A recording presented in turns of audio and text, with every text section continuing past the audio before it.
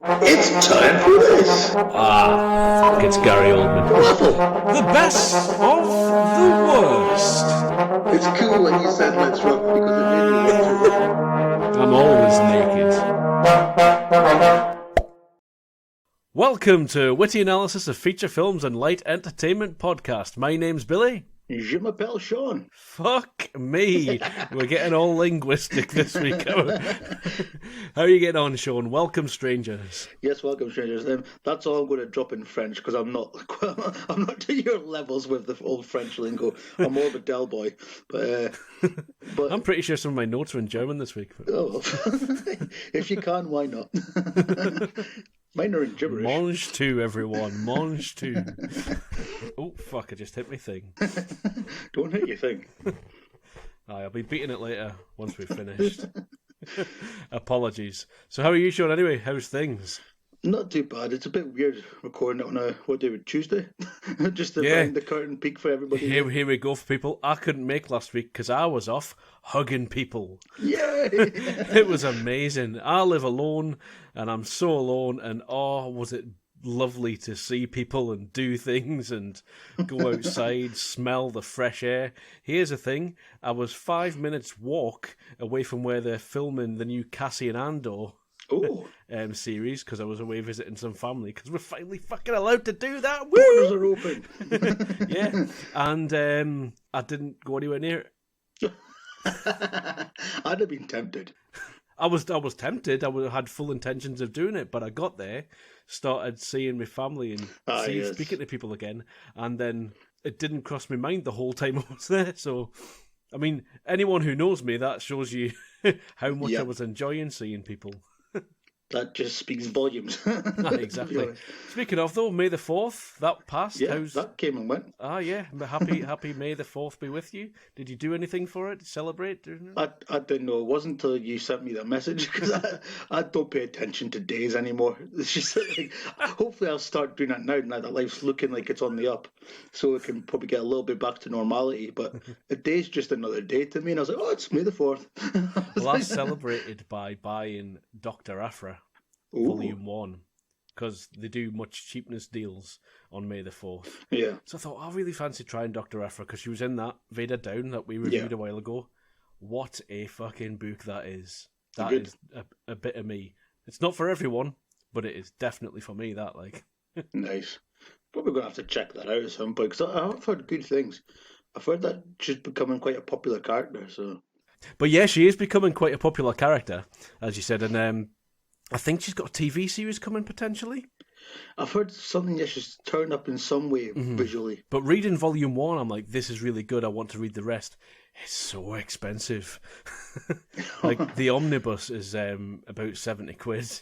Well, the thing is, I don't like comic book fans. I'm guessing might not want to admit to this, but they need to make comics more expensive these days because not enough people are reading them to keep it viable. But I'd read more if I could afford to. Like, it's like a vicious circle, isn't it? Dr. Aphra took me about 3 toilet breaks to read Volume 1. And full price, that's about 8-9 quid. Anyway, this week we are brought to you by... Fishing hooks. Fishing hooks. Oh, what an apt thing to be doing this week. Fishing hooks. You get barbed, non-barbed. Make sure you get the right ones for your... for the fishing that you're doing, make sure you get the right type of fishing license and all that sort of stuff. But the hooks are the main things, because if you don't have hooks, guess what, Sean? What? You're fucked.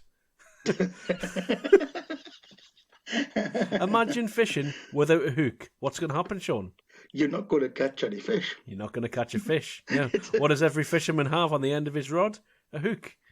There's a reason that they have those. It's because they're essential part of kit for going fishing. Not only fishing though, I mean you can do many things with hooks. You know, you can play games in the gardens. You know, if you now that we're all back out, going out to see each other, get your fishing rod, put a hook on the end of it, you know. Find a friend. Catch your kids in the morning. Catch someone going past your house. Ooh, social distancing. Come here and hug me. Fishing hooks. Yeah, good. You won't catch a shark, but you will catch something. A minnow. Yeah, that's the one thing that you do want to catch something. Most times you go out for a day out and you come back and say, "Oh, I caught insert whatever sexually transmitted disease you want here," or virus that's going about. You don't want to come back and say, "Oh, I caught COVID," do you? But that's not what fish hooks are for. To catch that. You don't know. It's got its own hooks on it, the little bastard. So yeah, use our code Jaws the movie by Steven Spielberg on Whitty Analysis of Feature Films and Light Entertainment podcast. The fishing hook code. That's our code. Use that and see if anyone gives you money. Just walk into a fishing tackle shop, say that, and see if that gets you any money off. And if it does, let us know. Shall we? Is that enough for an ad? I reckon. I think so. I reckon fishermen will be happy with that. They've got enough out of that, So, what have we got in store for you this week? We haven't mentioned what the show's about, have we? So, we're making a few little changes this week. We're putting our tips up top. Woohoo! Okay. Because we do get the feeling that people are dropping off and never getting to the end of this one, and it's one of my favourite segments, so let's give you it up front and see what you think.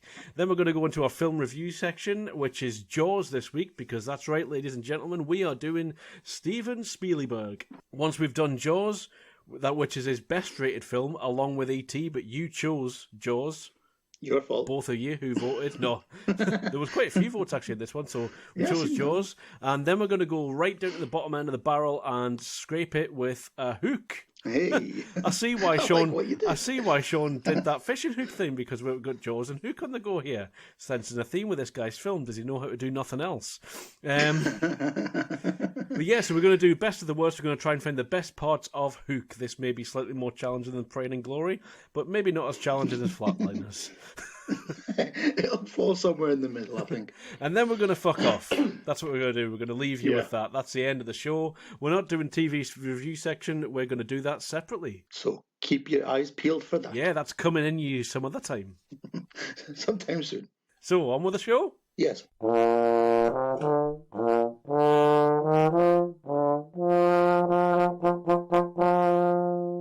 Get your tips out for the pod. Get your tips out. Welcome to Get Your Tips Out section. So, unfortunately for Sean, we're doing one a week, so it's mainly going to be me talking for the first 20 minutes of the show, whatever this is going to take. But last week, Sean asked me to watch, again, I say last week, it's every 2 weeks, and it's probably about 2.5 weeks since we last spoke. But Sean asked me to watch Adult Life Skills on the Netflix. So I went to Netflix, and there it was. There it wasn't. It was about a week before when I watched it. It was on the night, because I put it on my list to watch, and then I went to search for it when I got back, thinking, I'll just watch this Adult Life Skills thing now. This is a really nice thing you want to get into. Gone. Never mind, though. I paid for it. I rented it. Holy fuck, am I glad I did. Hey. Not only have I rented it, I've bought the DVD now, so that's on its way. Hey. Sometimes, Nice. there's no point in leading you on, Sean. Sometimes you watch a film and it reminds you of why you love films. This did that to me. It's amazing. There was things coming back to me. A few films have done that for me, Pride is one. Sticking with British films, Pride, that's one. Love that film. Unlikely Hero, Ryan Reynolds, Jeff Daniels. Voices again. This also had shades of Francis Ha. It brought back all these films to me, sort of thing. Absolutely brilliant, but similar sort of like person kind of lost, or woman kind of sort of coming of age, but not in the same circumstances as this one was. This is on the same sort of line as Once for me, or 50-50, Whiplash, Birdman. Sometimes these films they come at you and they're so good. I've watched this 2.5 times, and the half is just because I didn't have time to watch it anymore. If I'd started watching this when you suggested it on Netflix, I'd have watched it about 8 or 9 times before this. This is amazing. I absolutely adore this film. Sometimes a film's objectively good. Sometimes you like a film. Sometimes those two things are the same. And then sometimes a film just strikes the exact chord for the resonant frequency that you're on, and that's your film, and this was that for me. Good. So that's a bit of a spoiler for my thoughts on this, but I fucking loved it. So thank you, Sean. Nice. That's probably the most positive you've been about thing that I've tipped for you in a good few weeks. Definitely, I mean, this is slightly better than Hadestown, I think. Even in Hadestown, I loved Hadestown. Because that's the thing. Because I was planning on trying to get that watched again. Because I've only watched it once, and then a couple of days later, I used it as a tip. And then I was right. So I was going to. I was like, you know what? I'm going to watch it again today before we record later on. And then you told me, no, it's not there. Damn it. You mentioned about it being really British, and I'm going to offend possibly Leeds or wherever the fuck this was filmed, but it's not just British, it's Northern, isn't it? Northern. With a V. Northern. Except Brett Goldstein. Right. But, people with different accents live in different places. That's okay, that didn't take me out the film. But my accent doesn't really go with where I live, so... No, that's me neither. I don't even know what my accent is anymore. So, but yeah, I was like, so 2 minutes in, I'm watching just the intro, and I'm like, shed puns. Sean's got me here. Right, Shed Fred and Shed Zeppelin. I'm like, oh, fuck. Yes. I was like, I can see why Sean's got this for me. I'm like, yeah, we're in. There's another one, I can't remember, but there's another one, I'm sure. There's signs everywhere. There will be more shed puns, and there's definitely loads. I mean, that's one thing about this. It's the level of detail. It's so beautiful in this. Set dressing and, all that sort of thing. There's little signs that are up saying, like, Birdhouse, and it's just got a for rent sign on it. Just everything's personalised, and you kind of get the feeling that was like either the director or the actors or something like that. That could have been like a day or a week where they all got to know each other and they just spent this time in this garden building this shed and making it, that's character work, isn't it? You could, if I was a director, I'd make them do that. This character just work. having a laugh and like, go for it. How would you do this? How would you dress it? Populating the office and stuff like that, with just signs. Like the sign outside the office that says part-time arseholes required.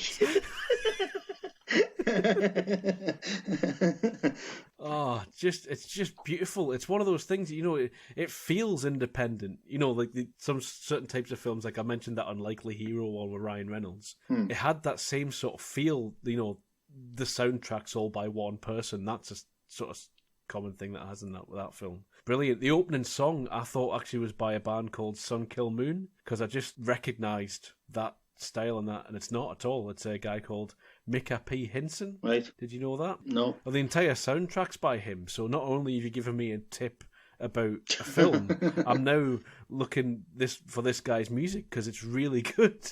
Like, I really loved the music in it. I did like the music. It was really just, for whatever reason, you'll watch some things and the music kind of stands out, either where it's a good thing or a bad thing. Mm-hmm. But it kind of fit. It just seemed like it was right. Yeah. Like, it was like... It's that independent film thing where it's like, they did a cheap soundtrack, didn't they? They got a guy who plays guitar to do the whole thing. Because you've got the music, you've got the singing. We can't afford a full orchestra. We don't need a full orchestra for this film. So let's just do this. And I think that might be something that I like about these films. It gives it sort of I don't know, it's a tactile feel. It's more an emotional feel, I think. Something a bit more grounded. I think sometimes like independent can be like a naughty word when it comes to film. It sounds cheap, doesn't it? Yeah. But I mean, Star Wars was an independent film. Yeah. The first one, so it's... Well, that's it. It depends how economical you are with the film, doesn't it? Like, we're going to talk about economical filmmaking, I think, when we get into Steven Spielberg with Jaws. So, but this doesn't feel cheap. This has got everything in it. It's rich with cast. It's rich with dialogue. It's rich with performances. It's rich with everything on the screen feels part of it, Yeah. And it's so tight. There's things that they set up and it all comes back and it's all really tied in, but it doesn't feel like you're leading it. It's not telegraphed. It's just all really well done, really beautiful. And I like the fact that I didn't know a lot of the cast. Yes, yeah. Just because it makes you feel a bit like, if an actor's good, they inhabit the role they play. But sometimes you can't help but think, like a Will Smith film, he's an amazing actor, one of the best, but it's Will Smith. You can't help noticing that it's Will Smith sometimes. But I think it's good that I didn't know anybody apart from Jodie Whittaker in this. Well, I didn't really know Jodie Whittaker. I can't really think that I've seen her in anything. I mean, I know you like Doctor Who, like absolutely phenomenal performance from her. And, the mother and the grandmother, so nuanced because it's hilarious. But there's so much bubbling under it and all that sort of thing. It's just, I mean, I bawled my eyes out at the end of it because it all comes home and it breaks your heart. So just so everyone knows, we love this film. I absolutely love this film. Watch it. I'm going to spoil it now. So stop listening now because we're going to spoil it. It can't really be spoiled because it's just really nice. There's not really anything, but you want to go into it not really knowing much about it. So, yeah, go and watch it. I've written down some quotes from it. Right. In fact, keep listening. I'm not spoiling it yet. So I've just written down some quotes. There's a little kid called Clint that says, the sad bit is he's dead, not that we're talking about him. Yeah. Which I thought was quite profound. He's really good. And then I can't do it justice because it needs to be him reading it, but when he says, I'm not drawing a picture, people will look at it and see what my feelings are doing inside. Yeah. And she's like, well, why don't you draw a rainbow or a flower then? Something, as if to say, like, if you draw a rainbow or a flower, that means you're happy. It's like, brilliant. Just really well written. Menstruating like a walrus, but that's nothing new there. And there would be loads more. I didn't write down a lot, but it was everything that the grandmother says. She's brilliant. She's absolutely brilliant. I wonder if there's any three women having less sex than us. I mean, I've misquoted that. That's it. But yeah, they felt like a real family. The three of them. That's the thing about it. I was just going to say that from the writing. Was it Rachel Tunnard who wrote it and directed it? It's damn near impossible to write something that feels that real. You've written, and I've tried to just write even my own feelings down, and it's hard not to make it sound like you're writing something. Yeah, it's hard to not make it sound like you're trying to write. Yeah, that's it. So here's my spoiler. So get away now, then you can go now. It wasn't Robert Pattinson. You remember that bit? There was laminating Robert Pattinson. Like, oh yeah. It wasn't Robert Pattinson, it was, what's his name? Hasselhoff the whole time. Yeah. Honestly, just putting them two in the same sentence is brilliant. It's absolutely fantastic. It wasn't fucking David Hasselhoff. But she's great. I can't remember her name, the lass who's a main supporting actress. What the hell? Yeah, her best friend. I can't remember her name. But that relationship there reminded me. Have you seen 50-50 with Seth Rogen and Joseph Gordon-Levitt? I still haven't, but it's on top of my list. I have to watch it. An absolute belter, yeah. And that's one of those things where it's like it just crushed me at the end, and it's just the bonds of friendship and stuff that do it for me there. But I didn't realise this won a whole bunch of Oscars as well. Did it? Not Oscars. BAFTAs. This won loads of Oscars. We would have known that, wouldn't we? It won shitloads of BAFTAs, sorry. It sounds like a dirty word, but it won BIFTAs. BIFTAs? What's that? British Independent Film Awards. Oh, is that what it is? Or BIFAs. BIFTA sounds like an insult, doesn't it, you fucking BIFTA? I think it's slang for a joint, I think. Is it? All right, okay, yeah. I think. But yeah, either way, it's good, yeah. Speaking of joints, Brett Goldstein sounds stoned most of the time, doesn't he? He can't help it. He's just got a slightly high-pitched voice, the guy. He's in our business as well. He's a podcaster. Oh, is he? Yeah. I realised when you mentioned it last time we were on this and you recommended it to me, I was like, right, I've heard of this somewhere, but I don't know where.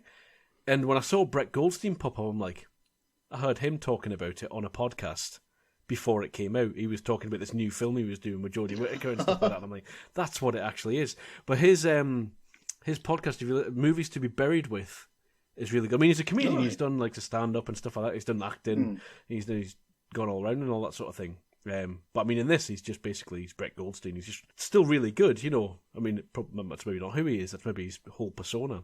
But sorry, his podcast, Movies to Be Buried With, is really good. It basically, he gets a guest on, like a celebrity guest, tells them at the beginning they've died, now you're in heaven, and what they do in heaven is they review life based on the movies that have impacted you. Oh. So it's just... So it's kind of like a weird Desert Island Discs. Sort of, yeah. Basically, he's nicked Desert Island Discs, hasn't he? And he's took it and done it with films. Well, I listened to a couple of them anyway, and the Dominic Monaghan one was quite interesting. I've learned things about Dominic Monaghan I had absolutely no idea, and then I ended up buying The Fountain on DVD, Darren Aronofsky film, because the way he talked about it there, I thought, right, this definitely sounds like something I'm not going to like, but I want to find out just because of that. And Brett Goldstein loves Hook as well. Yay! And they mention E.T. on almost every episode of the podcast, apparently.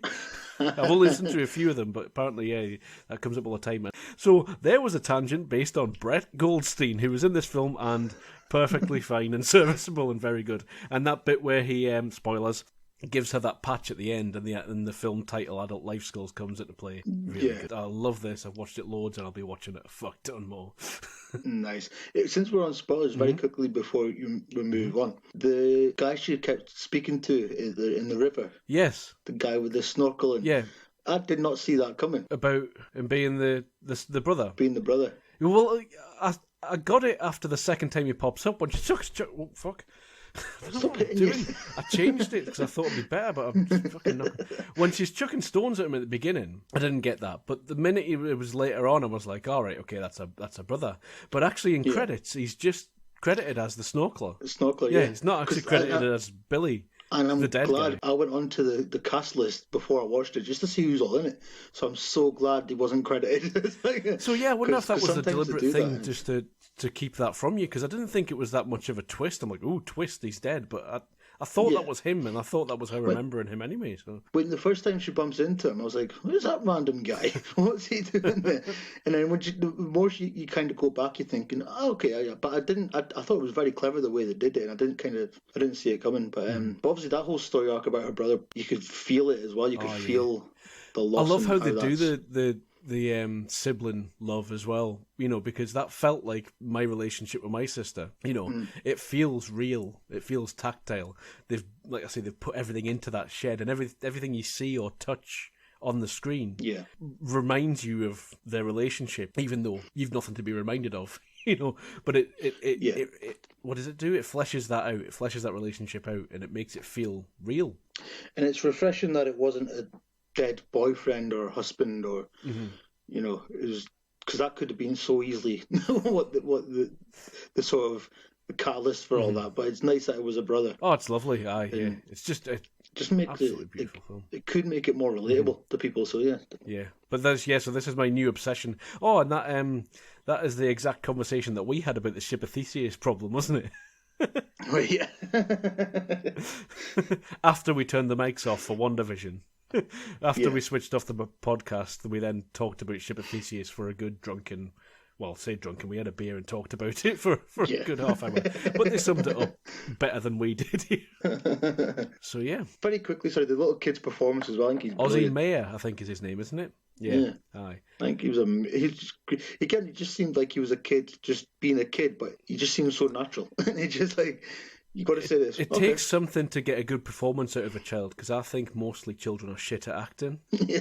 No, I don't. but generally, there's a lot of them who it's really difficult to get a really good performance out of a kid. You've got what's that Room where Brie Larson and what's that kid's name again? So good, I forgot his name. Oh, yeah. Is this something? Jacob Tremblay, that's him. That's always get a name each, don't we, when we're doing... Yeah. We're very good at that. Jacob Tremblay, yeah. But, good child actors are few and far between, and this kid absolutely nailed this. Whether that's just him and he's well cast, but beautifully written and directed by Rachel Tunnard. I think she deserves a lot of the credit for this as well. Definitely. Ready for your tip for next one? Aye. I've got 3 that I'm looking at. Oh, God. That was like me last week. I was like, I've got right the second. I was like, right, I'm going with this one. That's what we're doing. I think you'll like them all. One topical, but slightly more risque. Oh. One, I really want to see what your take is on it, and another one, I think this is right up your alley. Right. So I don't know which one to go for. I'm going to go with the topical one. Okay. Just to see. Because the other ones will be there forever anyway, that's not a problem, but this is probably the right time to do this. Tell me if you've seen it, because I'll choose one of the other ones. Love, Death and Robots. Oh, I don't know. Do I know that? I don't think I do, no. Okay. Season 2 is about to be released on Netflix. It's a series of animated shorts. Right. Loosely sci-fi based. Sort of, did you ever watch The Animatrix? Little bit. Where you take basically... some ideas and that they just say, all right, well, Animatrix sort of fleshed out the world, but the stories aren't related in any way. So season 2 of this is coming out soon. There are trailers popping up all over the show for it, and I think that you might really get a lot out of it, and even if not, I really want to know what you think of it. I've just got it on, I've got it up here, have a look at it. It looks absolutely just mental. so many different animation styles and so many different, it's one of those ones where they get different collaborators coming in to do an episode each. They're not really interlinked. It's like a Black Mirror sort of thing in that way. Right. but they do share common themes and things like that. Themes of love, death, and robots. Funnily enough, there's just a picture of a big foot. Yeah. So I'm going to say watch 5 because they're short. They won't take too much from you. When I heard that season 2 was coming out, I rewatched most of season 1, and I will keep watching it. So watch 5. It doesn't really matter which 5 you want to watch. So pick odd episodes if you want, and let me know what you think. I'll probably just watch them in order, just because. Yeah, aye. And if you don't get to 5, stop at 3 if you don't like it or whatever. I would say, because you'll get different things peppered in, so 1 might be for you, 1 might not be. The first one kind of was okay for me, but not the best. Like, I think 7 was great and all that sort of thing, so... I'm guessing, obviously, if the second season's coming on, then it will still be on Netflix by the time I get around to watch it. That's why I thought it's going to be a safe bet, because I haven't checked on these other 2, although one of them's a YouTube, so you'll be all right anyway. Cool. We in? Yes. Next section.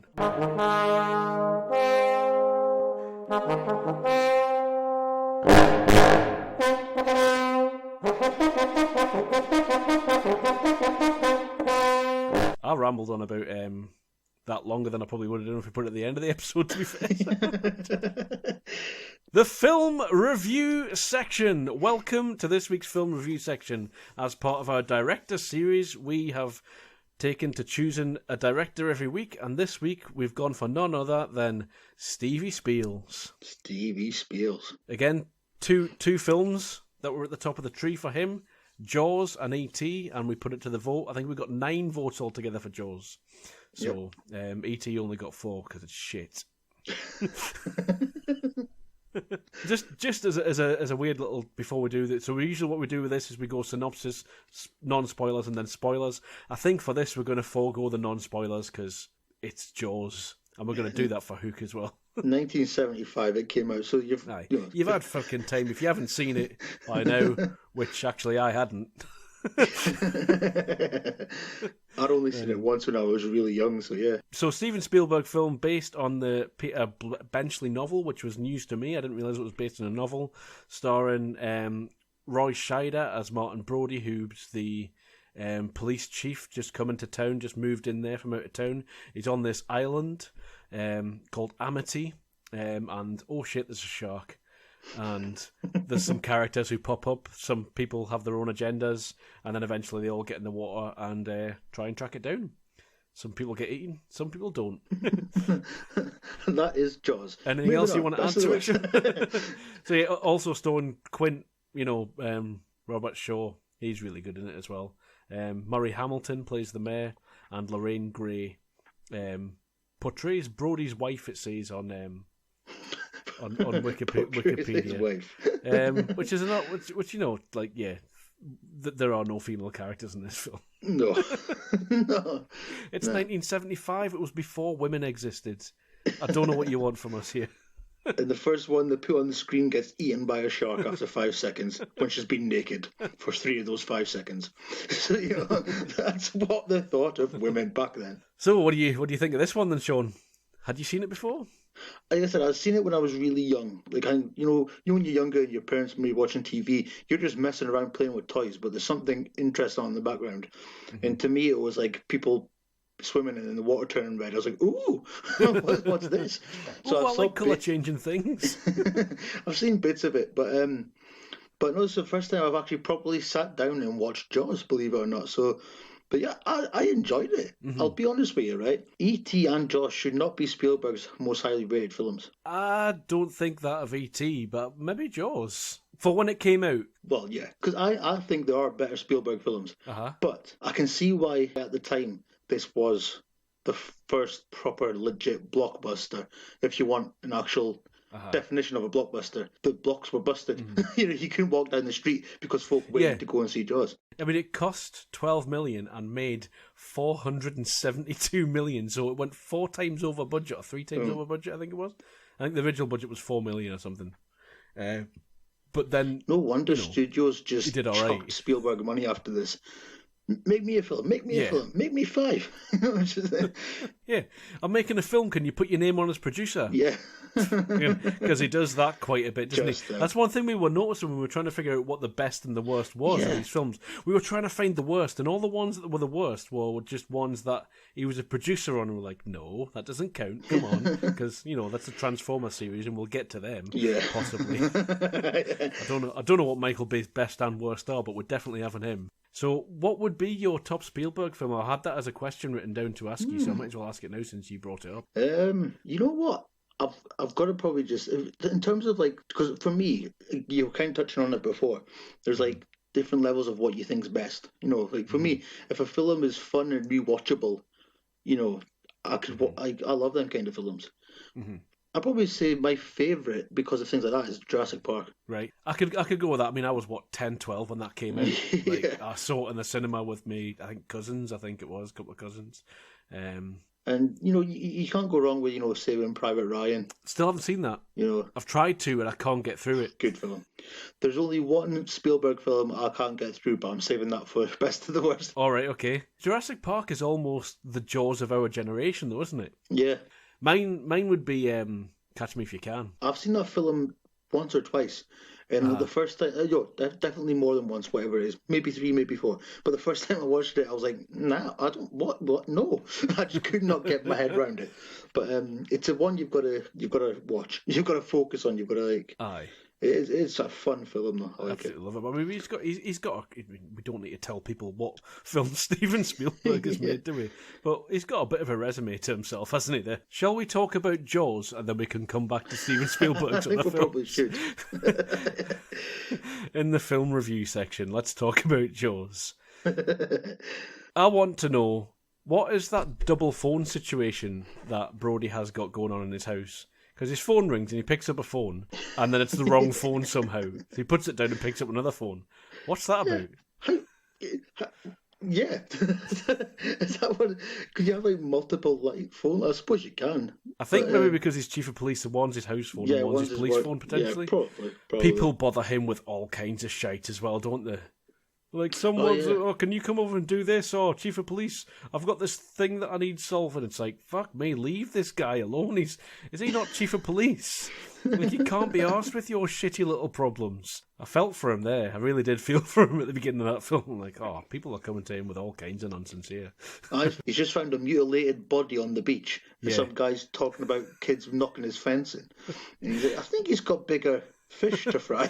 I made 2 notes in the first sort of 5-10 minutes of the film, like, smoking in a film, that's novel, we don't see that all the time now, and bush. It was quite clearly the 70s, wasn't it? Yeah. When that woman was swimming naked in that water. Yeah. I apologise, listeners, but those were the extent of my notes when I was watching this. I'm like, I will make some proper notes, but that's what I've got so far. I've got the first thing I wrote in my notes. So it opens with, and I'll get onto this in a bit more detail, but I love the underwater shots in this. I know, like, pretty much every single film has copied it, but for whatever reason, they just look different, even though these were probably the first ones. It does. They look better somehow, don't they? It builds the tension. Like, I was shitting myself this whole film, and it's a 70s film. Like, pacing and tension and suspense. It's built so well in this. Amazingly. And so, but to go off the amazing tension and pace that it's got, the first thing I've written down here, right? So it opens up with an underwater shot, then it just cuts to like people around the campfire. Oh yeah. And the camera's panning and you see the silhouette of a lass's head, but the campfire's on top of it and it looks like her head's on fire. And so I've just written down like, head's on fire. And I've just put nope, because the way it pans, it just looks like she's got flames coming off the top of her head. But that little seduction bit, the guy and the girl just staring at each other, and they're just looking at each other, and then she just kind of like gets up and legs it. He's like chasing after her, and he's like, so she's like, come on, and he's like, oh stop, I'm not chasing you, but she's going, come on, and then she starts like taking her kit off, and then I like how he goes. Like how he's just so nonchalant about disposable female characters. He goes to the police chief and he's just like, What? Come on, I reported it. She probably just drowned. What more do you want from me, man? It's like, mate, come on. That's potentially a woman who's just gone and died there. Again, obviously, it's easy for me to say as a straight white man. I didn't know you were straight. I never. Depends what day you find me on. Yeah, so like I never really paid attention to just how like how many females and how many non-white people are not in films from the 70s. Stop hitting your microphone. I'm sorry, Sean, you're going to have a lot of these banging about to cut out. It's usually on my track I need to do, so it's fine. But yeah, it's just a white man film. Aye. But in Shock, the first person to die is a woman, Yeah. a naked woman, and then a child. And but you know what? That's refreshing though. It's like because obviously. Oh, I like that he's killing children. That's really good. Well, it's just because it adds to the real danger. Like, yeah, children will be eaten by sharks. Sharks don't care what you are. Yeah. You're swimming on their patch, they're going to eat you. End of. So it's like, but it just adds because people aren't. It's what I appreciated about the most recent It films. Yeah. Seeing kids swearing as kids do. And kids, putting themselves in danger as kids do. It's nice to see in films. You don't really see it anymore. But I didn't swear as a kid. I was a good little boy. But fuck it now, eh? Oh, by the way, we do swear in this. Just in case you didn't notice. It should be in the show notes, and it should be marked everywhere that you're listening to this. But just in case you didn't know by now, we swear. So what can we say about this that hasn't already been said? Like, I don't know if we need to. Like, but because I was appreciating it for the first time. Like, I was like, I can see why everyone thinks the tension in this is really well built, because it is. Oh, yeah. I can see why the camera angles that he's using are really clever. The pacing of it's amazing. For a film that was in the 70s, there aren't many 70s films that can easily hold your attention as this does. Yeah. Steven Spielberg did create the blockbuster, didn't he, I suppose? So definitely. And the thing is that I appreciate it didn't feel like a 70s film. No, apart from the bush. Yeah. And the haircuts. And that guy suits. The mayor's fucking suits, by the way. What the fuck's going on there? The mayor himself, I wanted to twat that guy. I really did. He was so annoying. I mean, the acting style is slightly different, though. Yeah. Well, yeah, you can tell they're 70s acting. But I love characters like that because I hated that mayor so much. You just because that's like Richard Dreyfuss's character. I really appreciated them when they're having that talk next to the vandalized sign, which was brilliant. Yeah. And he just starts laughing. Like Richard Dreyfuss just starts laughing at the mirror and walks off because he's going to hit him. and I love it. I hate characters like that. It's like Ruth. Snowpiercer. Fuck you, Mayor, whatever your name was. Yeah. But yeah, so it's I love characters like that because I hate them, and I love it when the character like that turns up and straight away I was like, yes, I hate that guy. And just in the scene where he tells his mate, no one's getting in the water, go on. Get in. And 5 minutes later, mayhem. Aye. Obviously, prank mayhem, but then 2 minutes after that, real mayhem. But yeah, thank fuck the shark didn't work. Yeah, because that barrels thing was a stroke of genius, isn't it? I mean, I have before. No, I called you for this. I was just watching because, like I said, I hadn't seen this before. But me and you, for the listeners, me and you used to exchange lists at the beginning of every year because there were films that we knew we should have seen as film fans but hadn't. And I've had Jaws, which was on one of those lists for about 3 years now. I'm like, I should have seen Jaws by now. I need to keep watching Jaws. And I just never have got round to it. So, doing a podcast has made me do that. But it's got loads of great extra features on it. The making of is really interesting. Stuff that I didn't know about it because I've never gotten into it because I've never seen Jaws. Yeah. Now that I've seen Jaws, that's all that stuff's really interesting. The stuff that film fans bag on about all the time, like the shark didn't work, they had to use the barrels and all that sort of thing. We were going to talk about that, so I'll not go on to anything else, but yeah, the shark not working, brilliant. Because and I think the plan was, obviously I've not watched or heard any of the behind the scenes stuff in a while, so correct me if I'm wrong with this, but the plan was obviously to use the shark a lot, and you see the shark a lot. There was a bit of Steven Spielberg had intentionally saved it not at the beginning. He didn't want to see it right at the beginning. Yeah. But once they were on the boat and they were hunting it down, there was way more shark planned, basically, yeah. Aye. He didn't want to save it anyway, but yeah. And it just works. Mhm. And again, even like in like little bits, like when the kids use that fake shark fin, and then it cuts to the pond area they were calling Yeah. it, and then the real shark turns up again. Aye. And it's like all you see is again, it's just like the fall in the water, and then one guy's thrashing around, and the water turns red, and the leg falls on the floor. Yeah. It's like you don't have to see the shark. No. And I can get why some other shark films, like I always say, I don't have guilty pleasures because I don't feel bad about liking things I like. Yeah. But one of the guilty pleasures I do have is Deep Blue Sea. It's a bad film. It's not a great film, but I love that film. I don't think I've seen So that one. it's basically there's a bit, I don't know what it is, but it's a big like complex in the middle of the ocean. But they've genetically like fucked up these sharks, and now they're massive. Right. And the sharks just attack the complex. So in the middle of the water, and sharks are in the complex and they're eating. Right. And I quite enjoyed 47 meters. Is it 47 meters down? It's 40 something meters down anyway. oh yeah, I've never seen that. That was quite well done.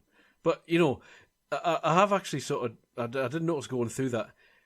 There's a reason why no one's ever been able to do this again, isn't there? Really, like this was quite special, you know, and it took Steven Spielberg to do it. Steven Spielberg would need to do it again with today's technology, I think, and even then, you would only improve it by seeing a better shark at the end, because that's the only negative I really had was the shark's a bit shit when you actually see it, you know. Now from modern eyes and modern what would. But if it was a CGI shark, I think it'd be worse. Yeah, you know. So who knows? There was one really interesting thing that I picked up from the documentary, though. Well, a couple, but I'll go through one. Did you know that when the police chief's sitting on the beach and he's looking out to sea and all that sort of thing, he's checking people out, Steven Spielberg wanted to do that as a single tracking shot, but he couldn't figure out how to do it.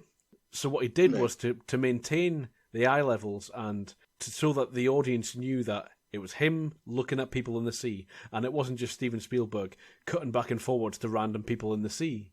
He had the people in different coloured bathing suits would walk one way past the police Brody, and then it would cut, and the same coloured bathing suit would walk the other way past the shot of the person in the sea. Right. And so every time he cut, you saw a bathing suit pass, bathing suit went the other way. So that's what made you realise that it was him looking out at people in the sea. I'm like, brilliant.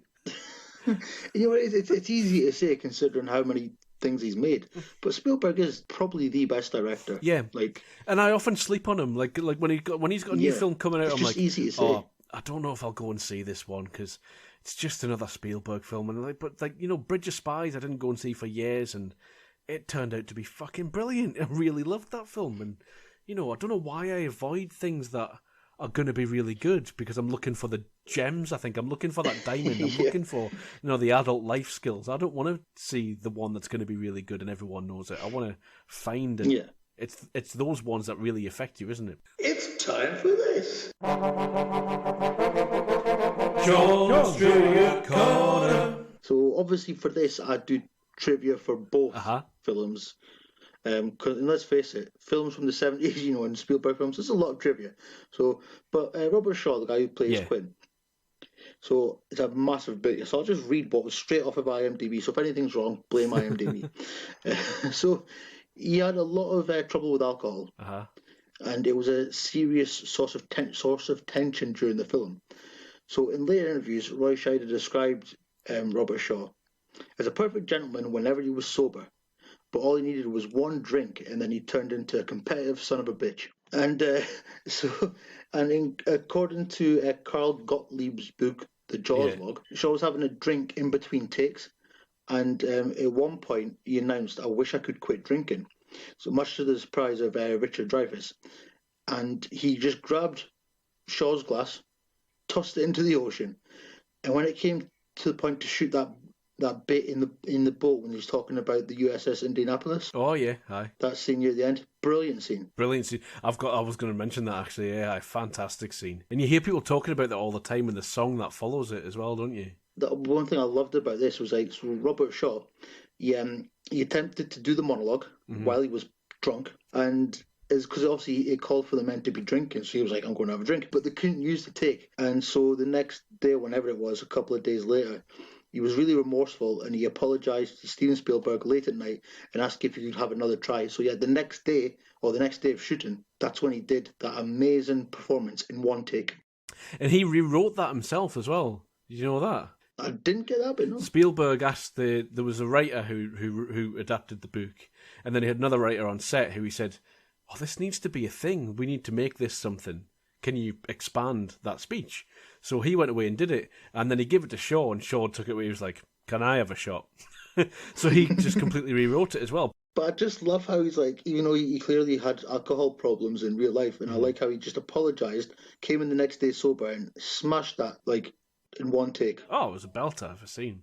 Richard Dreyfuss, him and Robert Shaw, could not stand each other, and they argued all the time, which obviously the tension that they've both got on screen, it builds into that, and you can just like they use that to their advantage. Even though I thought they got like the characters obviously got on as the film went on, but yeah, apparently in real life they hate each other. And he's British. Robert Shaw, didn't know that he's a British actor. Well, was a British actor. John Williams. He was conducting the music on the Academy Awards, on the Oscars, the year that Jaws was nominated. Right. So he was, the people that interrupt the people giving their speeches. He was actually conducting the show as it went on. So when it was announced that he won for Best Score, he had to leg it off the podium up into the stage, accept his Oscar, run back down, start conducting himself off. Brilliant. That's brilliant. It's hard to think of like John Williams because he's always been like that high esteemed bloke for us. The entire of our lifetime, he's had an Oscar on his shelf, the whole time I've been alive. So you never think of him being like a jobbing musician, do you? Or a jobbing conductor, anyway. And according to Steven Spielberg, the prop arm for Chrissy, when her remains are discovered, it looked too fake. So they ended up going back to, women didn't exist in 1975. They cut off a woman's arm. No, not quite. But they buried a female crew member in the sand. It just put her arm out, and that's all you saw. It was fuck. There is this little thing when you're watching these films, and I'm thinking, you see that old bloke get trampled on the beach. I'm like, yeah. I sort of wonder how many kids actually got trampled or people got trampled because they just didn't health and safety that thing. So obviously going back to what I was saying before, this became the original blockbuster. So over 67 million people in the US went to see the film when it was initially released. So that became the biggest film of the time. So according to writer Carl Gottlieb, the line, like you said, you're going to need a bigger boat, was ad-libbed, not scripted. Stepping all over my trivia. I found this one interesting. Several decades after the film's release, Lee Fierro, who played Mrs. Kintner, the mother of the boy who becomes shark food. Careful you say that. Yeah. You're using your bleeper again. She went into a seafood restaurant and noticed on the menu they had the Alex Kintner sandwich. So she commented that she'd played the mother in Jaws. And then the chef, or the manager of the restaurant, the owner, came running out. And it was none other than Jeffrey Voorhees, who played her son in the film. Oh. And they hadn't seen each other since they made the film. Oh, that's nice. So I thought that was a lovely little story. Imagine that, just saying, "Oh yeah, I played his mum," and then it's the owner's, it's your son's, your on-screen son's restaurant that you've stumbled into. But I love that bit when she slaps, what's his name? The main character's name, Brody. Aye, when she slaps him in that scene, and she's like, "You knew that the girl died," and and it wasn't him; it was a fucking mayor that he was. It was the mayor. I was thinking. Do you know how on it's Finding Nemo, the shark's called Bruce? Oh yes, It's from this because Steven Spielberg named him Bruce after his lawyer, which I think is brilliant. So when the shark was built, it was never tested in the water. So when they put it in the water at Martha's Vineyard, like you said, it sank straight to the bottom. And it took a team of divers to retrieve it. And it kept messing up all the mechanism and stuff. Like, we've tested it. Tested it in the water. No, why? Fuck. In this, I didn't know. But originally, Spielberg was not the director of Jaws. No, aye. It was Dick Richards. Richard Richards. Or Dick. What? Who? Like, that's a joke name from Bottom. But I don't understand why you would call your child Richard Richards or Dick Richards. If your surname's Richards, you don't... Oh, fuck it. We'll just call him Dick. But yeah, he got fired after a meeting with the producers in the studio. He said that his opening shot would have the camera come out the water to show the town, then the whale instead of the shark. would come out of the water. The producers said that they were not making Moby Dick, and they would not work with someone who did not know the difference between a whale and a shark. Fair enough. Fair enough. I mean, like, if you've read the script, it's definitely a shark, and it's confusing though because the boat's called the Orca, so Yeah, and that's a whale. Someone a bit of slack. But that is it for my trivia. The only really other thing I've got is a stupid quote, which is, remember last week when we did that stupid quote that's like meant to sound profound in What Falcon the Winter Soldier, but actually when you think about it, it's just shit. So there's a couple of really good things in this script, but one that stood out to me as just being fucking stupid was, it's only an island if you look at it from the water. Nah, mate. In fact, it's more of an island if you look at it from the land because it's surrounded by fucking water. That's what makes it an island. It's an island no matter where you fucking look at it from. When he said that, I was for a quick second I was like, oh yeah, and then I said it over and over in my head a couple of times. I was like, no, what? It's one of those things in context. People probably just passed over it because the guy's like, oh, why would a guy who hates the water move to an island? And he's like, it's only an island if you look at it from the water. That's not just. I understand it because I think it was meaning like I'm fine as long as I don't go in, basically. Yeah. And he's like, as long as he's like, just when he's in his own little world doing his job, he's not thinking about it, kind of thing. I get what they're kind of trying to say, but yeah, it is one of those things where it sounds a bit more profound than it actually is. But yeah, hi. So anything else on Jaws, or is that us? Only that, like, I wish I'd watched it a few more times in my life. I feel like I've kind of missed out. It's a good film.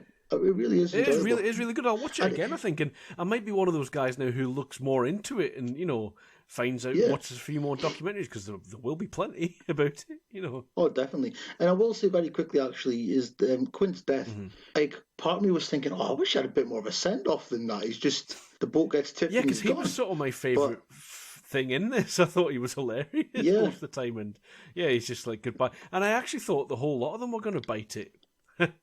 Pun intended. Yeah.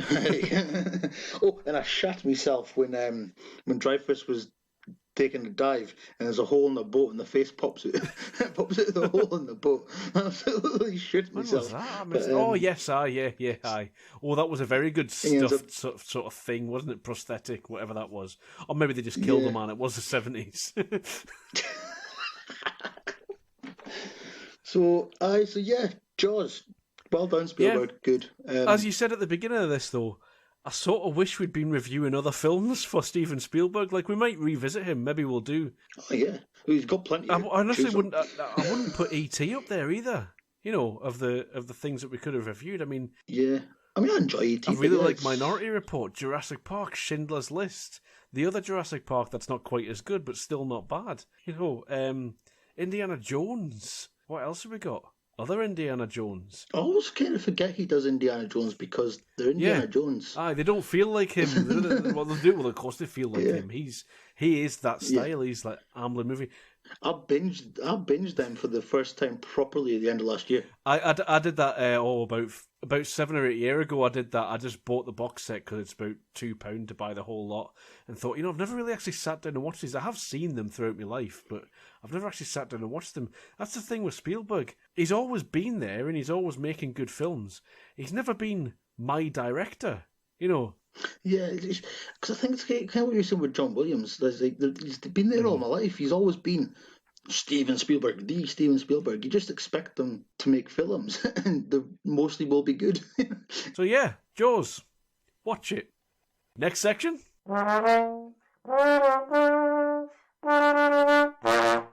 The best of the worst director. No, the best of the worst. Steven Spielberg is the best of the worst profession directing. No. The best of the worst. This is where me and Sean take the worst rated film, in this situation of a director, Steven Spielberg, and we try and find the good things in it. We do all spoilers from the off all the time with this, and this time it's Hook. So, we're not going to spoil anything for you. The synopsis, we'll give you a bit of a synopsis. We'll go through the good stuff, the bad stuff. Sean will probably do a trivia corner. I've got some reviews to go through to maybe give it some context sort of thing. And so we're just going to hammer it and see how we get on. All spoilers from the off. Synopsis. Sean?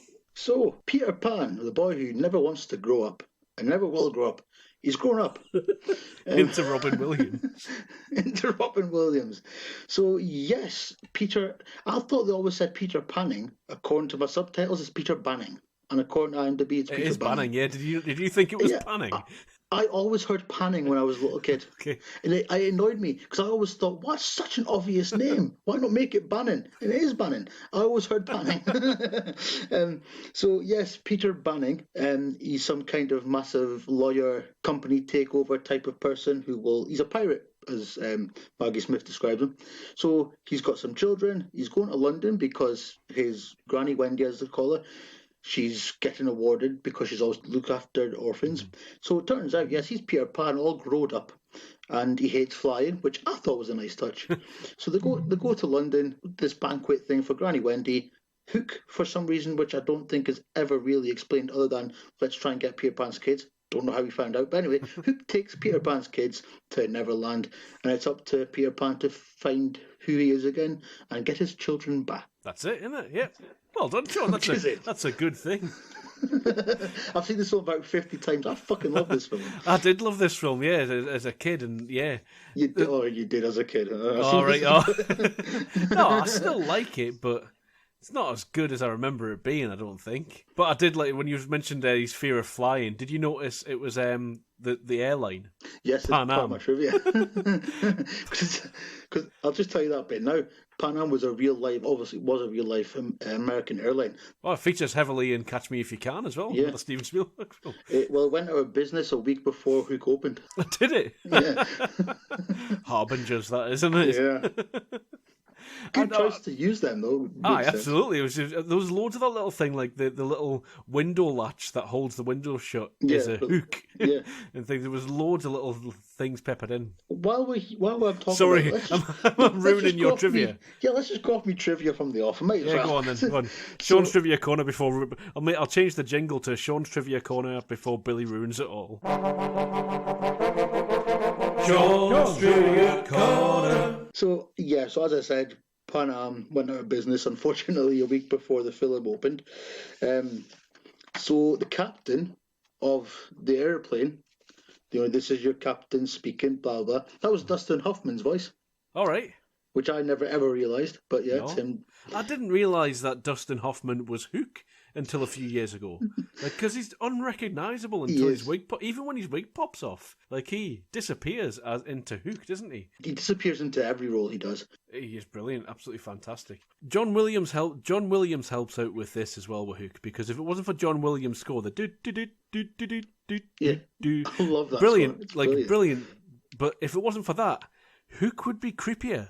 I reckon if you watched this film without the John Williams score, it wouldn't be as fun. Probably not. It would be weird and that's just John Williams having the John That's a film, Williams isn't effect. it? I'm saying, imagine if a film was less of a film, it would feel like less of a film. Well done, Billy. Fucking good observation. What's your trivia anyway, Sean? Carry on. Yes. So it was nominated for 5 Oscars overall, for art direction / set direction, decoration, costume design, visual effects, makeup, and the song "When You're Alone," where the little girl sings, which pulled me out the film a bit. Oh, I remember that now. I remember that, looking at it thinking, this is put in because it's a Disney or something like that. I'm like, this feels weird. I mean, I guess sometimes a kid might remind themselves of the mum sang that song, but you never see the mum sing the song to her. So, I mean, I'm trying to tell Spielberg how to direct you. But, there would be better ways of handling that, wouldn't there? The mum singing that song earlier on to try and get them to sleep, then maybe her singing it might have made sense. So this bit I loved, and I didn't know about this until a couple of days ago. So when Tinkerbell gets Peter Pan, she's flying away, and they go over a bridge in London, which I don't know which bridge it is, but let's face it, all the major London landmarks are in one shot anytime you see them in the film. So it could be any bridge. So there's a couple kissing on the bridge, and they start to float. That is George Lucas and Carrie Fisher. Yes, I noticed Carrie Fisher was credited, but I couldn't see on my screen, it says kissing something. I'm like, well, Carrie Fisher's in this. I've never seen Carrie Fisher in this film. She's also apparently uncredited but for doing some script alterations as well. Carrie Fisher in this. Bob Hoskins bought beer for over 300 extras when a long, complicated scene was cut from the film. What? Yeah, so there's a massive load of extras. There's a scene that was cut, so Bob Hoskins bought all the extras of beer. How did you know it was cut, though? That's what I was questioning. Like, was it cut on the day, or did you go around and find them all after in the editing room? That's what I was wondering. What the fuck is that? Like, that's why I'm so confused by that piece of trivia. I call bullshit on that. Because if a scene's cut, normally the actors don't know. No, until you they certainly watch the wouldn't film. know on the day. So unless Spielberg were just going, you know what, we're never getting this done, it's fucked up, we don't need it, move on. So unless that happened, which I'm guessing didn't happen. Or unless he kept them all on that set the whole time he was editing, in case he needed to go and do reshoots. It's made them sleep on that boat and live there. So this remained in character, like properly method, and then like, oh, by the way, that scene's being cut, so Bob Hoskins is like, fuck it, I'm having a beer. Like that's a weird piece of trivia, Sean. I don't like that one. It's an odd one. It's an odd one. So there's another one which I heard about hundreds of times, and I'll be surprised if you don't know about it. But I didn't know it was true until I paid attention, and you can tell. But the pirate who gets put in the boo box, right? Yeah, is Glenn Close. I did not know that. I heard about that years ago. I was like, that's not real. It's Glenn Close. She plays that pirate. Oscar loser Glenn Close recently. Yeah. She played that male pirate who got shoved in the boo box. And that scene always freaked me out as a kid. And I think it's because of Glenn Close's scream when she finds out she's going to go in the box. Well, it is that thing as well. It's like the boo box, and you're like, is it like, again, if you take the jaunty music away from that, feels really weird, doesn't it, to be locking a guy in a box, throwing scorpions in, and then like everyone's going boo. Yeah. and the fear in who now I know to be Glenn Close's performance, like it's a scary thing. Maggie Smith was only 56 when she made this film, playing a 92-year-old. Yeah, she does look older than McGonagall there, doesn't she? She's like, every time I've seen Maggie Smith, she looks older. She seems to be getting younger. Yeah, that's why I think like Maggie Smith has always been old. I think, yeah. Yeah. And speaking of Maggie Smith, I was going to say Granny Smith because I've got here when Granny Wendy is telling the daughter the story of Peter Pan, and she's showing her a book of Peter Pan. It's one of the original prints of the book. It's a first edition. Right. Which was printed in 1911, and it's one of the early novelizations of the Peter and Wendy story, as it was called then. Right. So she's holding an original first edition. I quite like the illustration, actually. Yeah. He's posed that iconic pose of Peter Pan with his arms out and stuff like that. It's cool. Spielberg was disappointed in the final result of the film. He had a hard time working with so many kids, and he found it a challenge, which makes sense. But at the end, he was so glad he made it because him and Robin Williams became pretty much best friends, and he would have probably never got to know him as long or got to know him at all if he didn't make this film. So, I mean, positives, Robin Williams. Oh, yeah. Like, everyone said that. I mean, I've got some reviews to go through later, so no spoilers for that, but, most people acknowledge that Robin Williams is always amazing and does whatever he can with the material he's given. So. Yeah.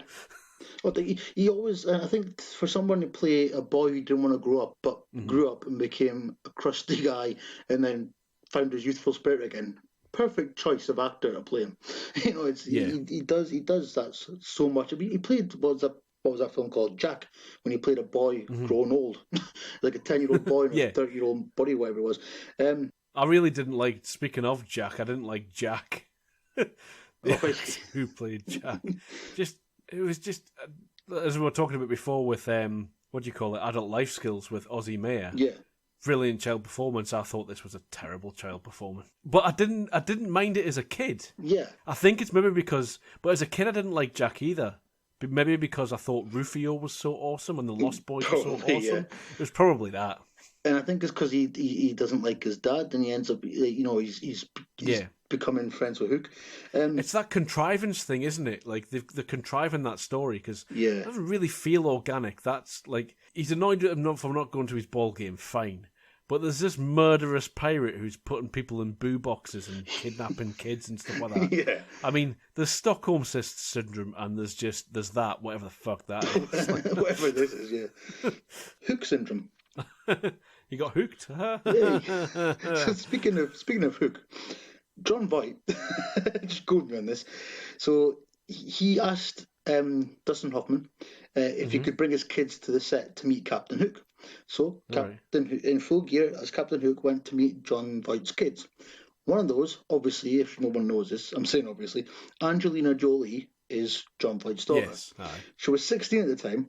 So Hoffman described her as a tall, thin, gawky-looking girl with a mouthful of braces. And she told him that she was hoping to one day become an actress. So he later told his wife, I don't think this poor kid has any idea what a tough road she's got ahead of her. Angelina Jolie, one of the world's most beautiful people ever to have existed ever. Yeah. So, I think she did I get why you might have said that, because, I mean, like, I didn't realise she was in Hackers, but when you see her in Hackers, you can see, maybe what you're doing, Dustin Hoffman, though, still. Yeah. Perving on this 16-year-old kid, or not perving, just objectifying her either way. Yeah. Arse. A cool bit of trivia here. Obviously, we mentioned before that we thought, Dustin Hoffman, as he always does, disappeared into this role. I thought he was great as Hook. David Bowie turned down the role of Hook. Did he? Aye. That'd have been weird, I think. Have you seen Labyrinth? He's great in Labyrinth, David Bowie. Aye, he's great in Labyrinth, but that's not Hook, though, is it? It's not Hook, no. But I'm just saying. I can't imagine Hook just tight-pantsed Hook with a bulge. I can't see it. Gwyneth Paltrow, I never paid attention to this, but she plays young Wendy, or one of the young Wendys, when they're doing the flashback of Peter coming back and she's getting older. Gwyneth Paltrow is one of the Wendys. Didn't realise. They could have just got fucking Maggie Smith to play all the young Wendys she was already. So, yeah, it was only her second film. All right. Silly me, I didn't pay attention to her first one. Was. 2 more to go. We're almost done. Bear with me, folks. Julia Roberts. Now, I've never heard about this, but apparently Julia Roberts has a bit of a reputation for being difficult to work with. I never knew this. I've heard that. I generally like her, though, so I just ignore it. Yeah. Same with Ed Norton. So she was nicknamed Tinker Hell. I'm going to use that for, as we always say here. I love a pun. So, right. I can get, like, if what's true is true. It's a weird thing to say. I can get it because it sounded like she was going through a bit of a shit time at the time. So apparently she was difficult to work with, which was her reacting to her isolated working conditions. She's pretty much working with green screen. And little did she know that's how all acting's done in the future times. And so she apparently just was very difficult to work with. But she also nearly put the entire production on hold when she fled to Ireland. She just got up and left, went to Ireland to sort of recover because her wedding to our friend, who we've never actually mentioned for a few episodes, Keith Sutherland, was called off.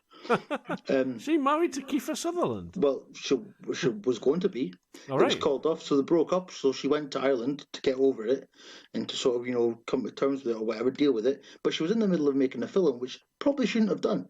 So Spielberg was like, I'm going to fire you if you don't come back. So she had to go back and finish filming. But after that, she took a bit of a sabbatical and took a bit of a break. So maybe she needed to. I've taken a couple of days off after a breakup from work a few times sometimes, so yeah, I understand that. I wouldn't go to fucking Ireland, though. What the fuck? Sorry, Ireland, but no offence. But it's relatively far away from America, I suppose. It's a maybe trek just to get there, and why Ireland? Maybe she just got an affinity for the Celtic Maybe lands. she thought it was like Neverland or something like that. She's Maybe. like, right, fuck it, go on here. So, last bit of trivia here, and if I pronounce your name, I do apologize. It's taken my trivia about half an hour to get through all this. I told you it was a lot.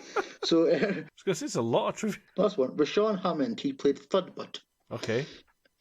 So he said in an interview with People magazine, so at the end when Peter's deciding who's going to be the leader of the Lost Boys and he gives his sword to Thudbutt, which I never realised was the character's name.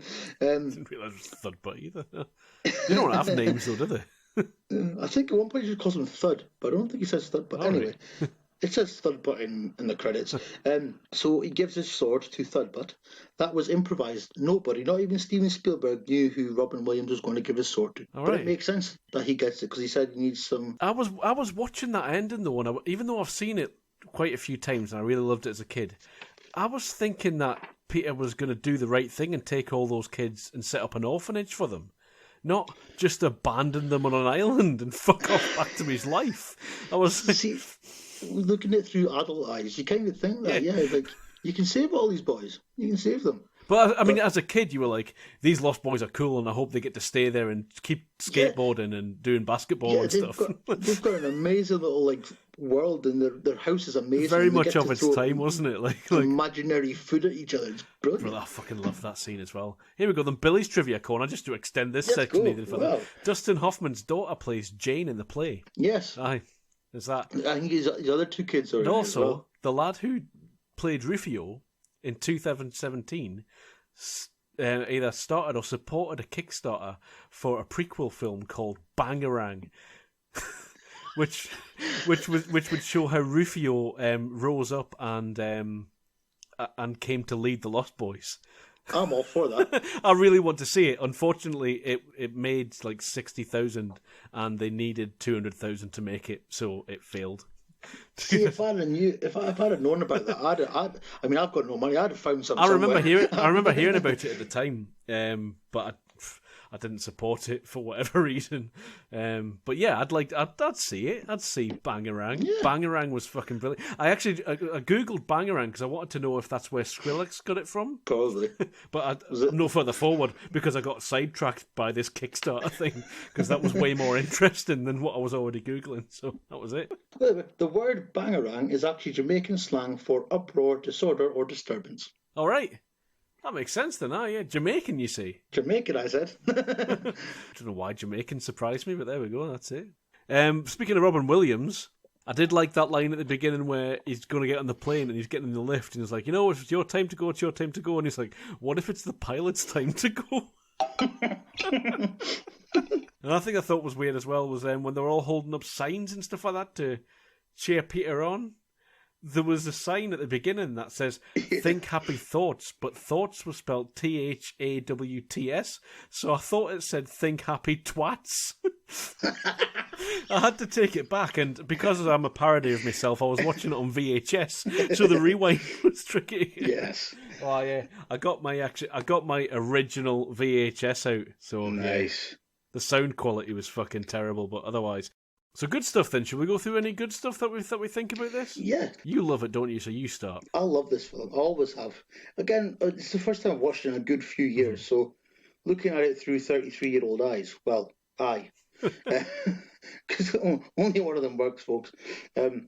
So it's sort of like, you do see, it's not as good as you... It happens with a lot of kids' films. They're not as good as you think. It's also the fact that we're trying to critique this in a podcast that really sometimes it makes you see good things in it. But I think for this, it's really sort of highlighted the negatives for me. I mean, I did love you can't go wrong with the set design. And the world that's created. I absolutely fucking loved it, the set design. I remember being a kid, like, again, this is another thing as well. Like, I read a lot of the reviews and we'll go through them in a bit. But as a kid... I loved this, and that's the point. Yeah, it's a kid's film. So it doesn't really matter what us adults think now. Us kids fucking loved it. Rufio I thought was amazing, but that was just right at the time for me to be into that. I was into turtles. They had swords. They skateboarded. That's clearly why they did all that. It's like from what I could gather, at least the close-up stuff, all that setting, that was there. That was real. There was nothing... I'm guessing maybe the distance, maybe some of it was matte painting. That feels tactile, the sets and stuff like that. I mean, you mentioned the dinner scene before. So I always loved that dinner scene. Because it was like, I'd love to be able to imagine food into existence in that way. Imagine that. I like how, though, the character that I didn't realise was called Thudbutt looks like he's clearly eating a burger. But when the food turns up, it's all just multicolored custard. Sort of like, it's all just cream and stuff like that inside. It's like a burger made of cream cakes and stuff like that. But yeah, I mean, I like the concept itself is interesting. Yeah. I like the concept. I mean, it's kind of is spitting in the face of what it is. It's about a boy who doesn't, boys who don't grow up. It's eternal youth, and it's like they don't want to grow up. They're happy, but then he has. So it's kind of like but I love adaptations. I love taking a story and saying, well, I've never read any, but there's loads of twisted tales that they have on Disney now as well, aren't they? Like the tales from the perspective of the villains and things like that. I never liked Maleficent, but I mean, this was really the sort of first stab at that, wasn't it? It was like Hook, but to me, this isn't really about Hook. I don't know why it's called Hook. I've always questioned that. Yeah, always questioned that. It's really odd. Smee fucking brilliant though. Bob Hoskins. Well, where can you go wrong with Bob Hoskins? He's played Smee twice. There was a Sky One like 2-part drama a few years ago. Was that the Peter one Pan. with Rhys Ifans in it? I really wanted to see that actually, but I've never got round to it. It's quite good. It's quite good. And again, Bob Hoskins plays Smee in that. It's a different Smee. So it's really good. But I loved him in this. When he's running around, he's saying something about Smee, like Smee, me. He's stupid. There's some really weird sort of like bits like that where like, but he is funny. He's really good, and he supports Peter flicking, flocking, flying Pan. Him and Dustin Hoffman play really well against each other and stuff like that. You know, like They're I was saying amazing. before, you know, about Hook being creepy. That's only really if you think about it. If you just look at this, fuck, I've hit my thing again. Take that off. If you just look at this on a surface level, those two really work well together. Like they play off each other really well. And I was complaining before about Hook. You know, but that's only really if you dig into it and really think about what Hook is. But you could do that with any Disney villain, and it really doesn't fucking work. So if you just look at this on a surface level, like it's brilliant. You know, the Dustin Hoffman as Hook and Bob Hoskins as Smee, an absolutely brilliant combo. And as a kid, I never questioned any of that. You know, the smashing watches and Jack and all that sort of stuff, and really good. I love the bit as well when he's like, "Don't try to stop me, Smee. Don't try to stop me. Smee tried to stop me. He's like, I'm trying to commit suicide here. Death is the next great adventure." But apparently, there was a bit of a trivia, but obviously you'll know already I had quite a lot of trivia. But there was a bit I was going to add where I can't remember. I should have, because I can't remember the exact story. But it's on the. I might be sort of veering a bit off here, but it's on the lines of when they were looking into the characters and working on stuff and rehearsing. Bob Hoskins and Dustin Hoffman came to the conclusion that Smee and Hook, they're a married couple. All right, okay. And they're sort of, you know, they were going into it and they were going for the banter and they were looking to take that kind of, not make it obvious, but just take sort of like the characteristics of what a married couple would do and how they have banter and how they argue with each other and their relationship and how they work as a couple. Then Spielberg said to them, and you need to remember this is a kid's film, so they kind of went off in it. But you can tell. It's a shame they would buy into that now, wouldn't they? Disney might actually play that up, you know, and it makes sense actually. You know, if you look at the dynamic that they have, And I don't think they were going to go full on. Let's play a gay couple. Yeah, they wouldn't kiss. They're just going to use like the dynamics. They're just going to use Bert that and Ernie, sort of... just Bert and Ernie the fuck out of it, wouldn't you? Yeah, and so, but you could tell some scenes that they have kind of went that way subtly, like the bit when we just mentioned there, when he's like, "Don't try to stop me, Smee. I'm trying to commit suicide here. What are you doing? Stop me." That's very coupley. It's taken, you know, it's going a bit over the top. Couples are always trying to commit suicide, and the other one stops them. That's a massive trope, isn't it? It's just telling somebody to do something and telling them off for doing it. That's what couples do. But you were mentioning sets before. I actually wrote down like Neverland was primed to be its own theme park after this, wasn't it? Yeah. Like I would have gone to visit that theme park all day and all night with me rollerblades on and stuff like that. I think I was around about the right age. In fact, I think I was right about the right age to enjoy that mermaid foursome as well. Yeah. Because I was thinking that I was like, teenage Billy would have got right into this, I reckon. I do remember thinking, like, you know, with Peter Pan, that you know about the concept as well. Yeah. I remember thinking as a kid, maybe I'm Peter Pan and I've forgotten. Like, that's what this film did to me. Like, you know, because Pan was like, he'd forgotten, he'd grown up. I'm like, what if that's me? Because it wasn't me, because I was the age that Peter Pan would have been anyway. But I was like, what if I was Peter Pan previously and I forgot how to fly? And I'm like, I'll just try this, jumping at this window. There's a bit that I didn't really get with this, right? When we mentioned before the flashbacks with obviously Wendy getting older and Peter's not. He keeps coming back every so often. Yeah. And then she's getting older. Then she's Maggie Smith. Aye. And he's shocked that she's got old, but. You know, she's been getting old.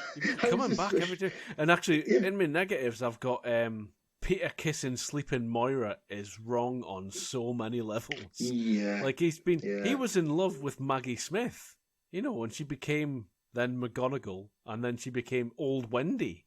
Yeah. You know? And then he's like, well, I'll have your granddaughter though. Yeah, I can't have you because you're old now. I'll have your granddaughter. She looks my age. Creepy. I remember thinking at the beginning of that when I was a kid that I thought Peter Pan and Wendy were together, and I was confused that they weren't together anymore, and somehow she was an old woman. And they don't explain that till too late in the film for a child to really understand what's going on there.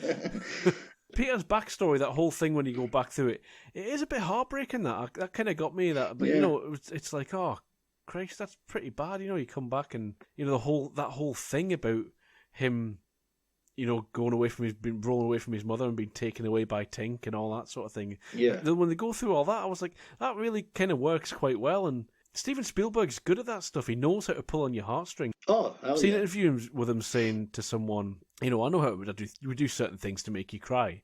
And the interviewer was like, oh, really? You can do that? He's like, oh, yeah, I do it all the time. I'm Spielberg. It was. I think it was actually on it when he was on about Warhorse. He was saying, you know, if you cry at Warhorse, those are natural tears because I'm not doing the things that I usually do to make people cry. Which is what he does. But he does it a lot in here, but it does work. You know, because even when I was little, I found that really sad. And he says something like, you know, who's it, him or somebody else says they just ran away from the mom because they didn't want to grow up. But I'm like, you were a baby. How did you know that? How do you know that concept? The Neverland stuff like that, I just loved all that. Like you say, I loved the sets and things like that. But the Neverland stuff was just really good. It did feel it is a bit bloated, and that comes across a lot in the criticism, and I get that. And I remember thinking it felt a bit bloated in the cinema, like when I watched it, and when I was a kid watching it, I was like, it goes on a bit, this film, and it's 135 minutes. It's a long one. It could, you know, back in the days when films were 90 minutes. Yeah. You know, films used to be 90 minutes. Like, this is a long time for a kid to sit. That's the thing. So I think that's what it needs to be because it's a feature length. It needs to be an hour and a half. I mean, so I'll bang out a few negatives now. So there's just because I did like it, it's good, but we've done a lot of positives, but I've got some negatives. So there's the cliched absentee father thing, which is the hook for this. like it. Yeah. Skateboarding, basketball, Dickens, Little Rascals, Lord of the Flies. Yeah. So that's sort of the style. I've got those are negatives for me now.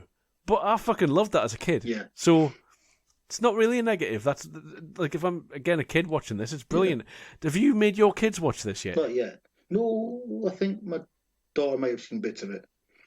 But yeah. It'd be interesting to see what they think. Like, yeah. Because my daughter likes Peter Pan, so yeah, I don't know if she'll be like, right. That's not Peter Pan. Well, there is that. I'll get into that in some reviews. I'll go into the reviews in a bit. I've got down as well, abandoning your wife for 3 days and then rocking up dishevelled at the window was the kind of thing that divorces are made of. Yeah. Yeah. Because he abandons her at a time when the kids have been kidnapped. Yeah.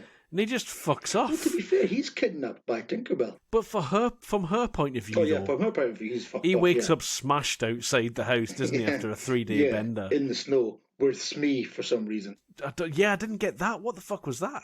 Maybe just for the sake of using. It's like, Bob, are you still here? Yeah, you've kept me in that room. I've got to buy beer for everyone still. Giving me cutscene. But one negative I got, which is sort of linked to that, is when he tells his kids to think happy thoughts so they can fly back. Aye. One, surely can he not just pick them up and fly? Either way, it's fun for them to fly on their own, I suppose. But then the daughter goes, Mummy! I'm thinking, if I was him, I'd be, oi, you little brat, I've just came here, found myself again, fought pirates for you, and your mum's your happy fucking thought. Or has he, though? Or have they just been kidnapped and that's how they're dealing with their trauma? Yeah, he's all a dream. I suppose the boy says his happy thoughts is dad, but he's not, because you've hated them all the film. Are we ready for some reviews? Yes, I like this little bit that you've added. It's cool. So, oopsie-doo, here comes some reviews. I don't really know what that is, but maybe we'll leave that in. I like it.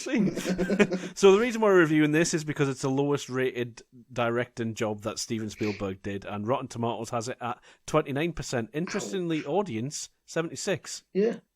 People like this film. People like it, yeah. Brett Goldstein likes this film. Yes. Jack Whitehall likes this film. Great. I listened to that podcast today. But that's why critics aren't humans, because they don't like these films. We're talking about reboots and stuff like that, though. The Pan film with Hugh Jackman in it is 27%.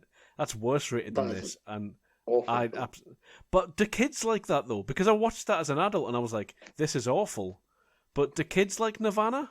I don't think they do. I'm not sure. I don't know any who do. Maybe that was it. So that's actually worse rated than this. So it's not even the worst Peter Pan film. Never mind. So the critics' consensus on this, they're not as interesting as Pride and Glory was, I don't think. Right. But the critics' consensus on this is the look of Hook is lively, but Steven Spielberg directs on autopilot here, giving in too quickly to his sentimental, syrupy qualities. That seems to be a negative, but I quite like syrupy Spielberg. Yeah. What's wrong with syrupy? Yeah, sweet. It's what you want. Yeah. So I've got a review from Vanessa Letts of The Spectator. I couldn't find many reviews from at the time it came out.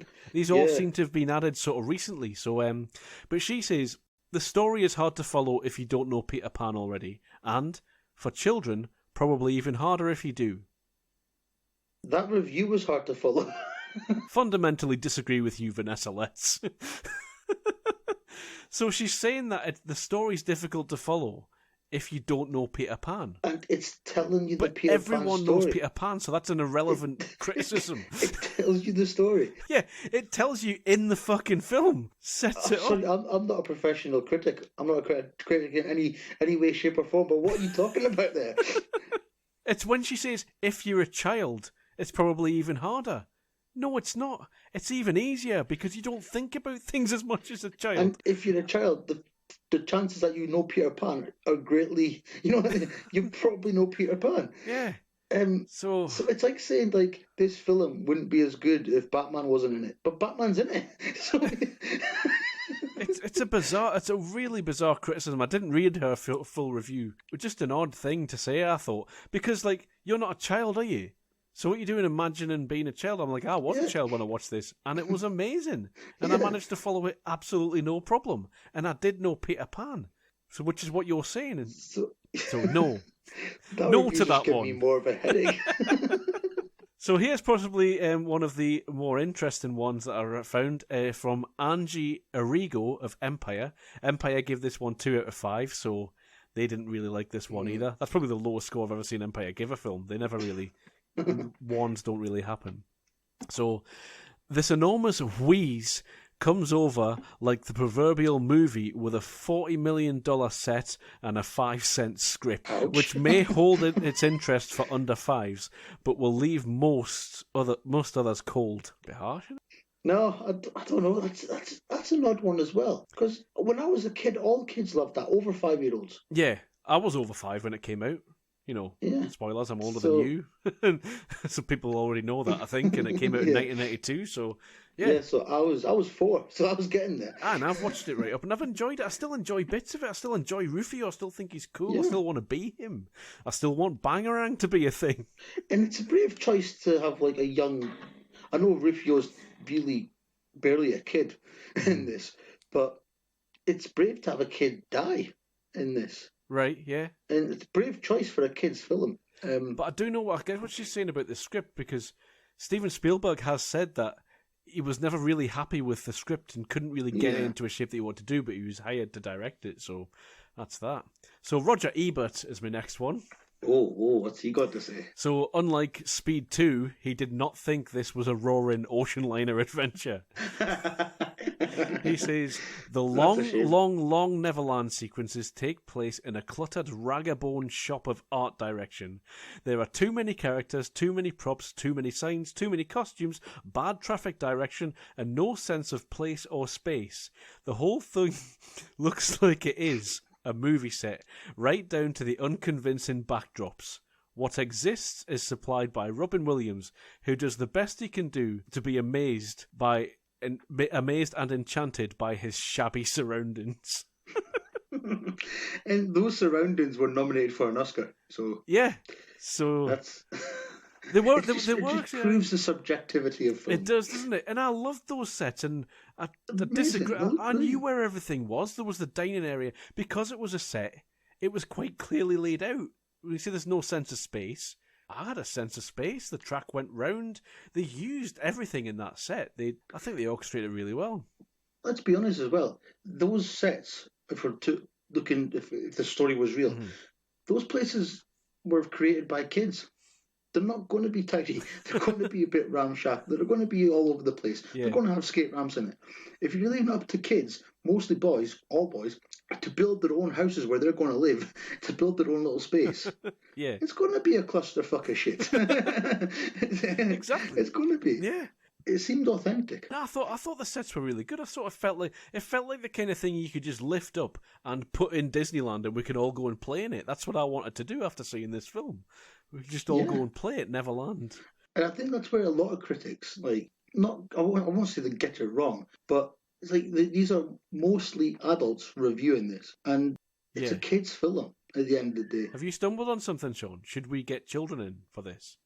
If we ever review a children's film, should we get your children on? That is a great idea. Record a little 5-minute review. I'm not going to lie, that is a brilliant idea. But no, honestly, it's like they're reviewing it from adult eyes, and it's kind of like I don't really read a lot of reviews where they say where they acknowledge that. Like, yes, I know this is for a kids' film, but and I know you're reviewing it from who you are. You're reviewing it from what you're looking, what you're watching. But I think you've got to remember when they are aimed at younger audiences. Mm-hmm. I've got a few critics that I listen to who have kids. Now their kids are now growing up, sort of thing, so they're not as useful anymore. But they used to be quite a good barometer to listen to, but oh, I hated this, but my kid loved it, or you get that sort of idea, and like they had the kids' perspective, so it's quite interesting to listen to. I couldn't find any for this, unfortunately. My next one comes from the man himself, Stevie Spielberg, in an interview with Empire a few years ago. I didn't quite know what I was doing, and I tried to paint over my insecurities with production value. The more insecure I felt about it, the bigger and more colourful the sets became.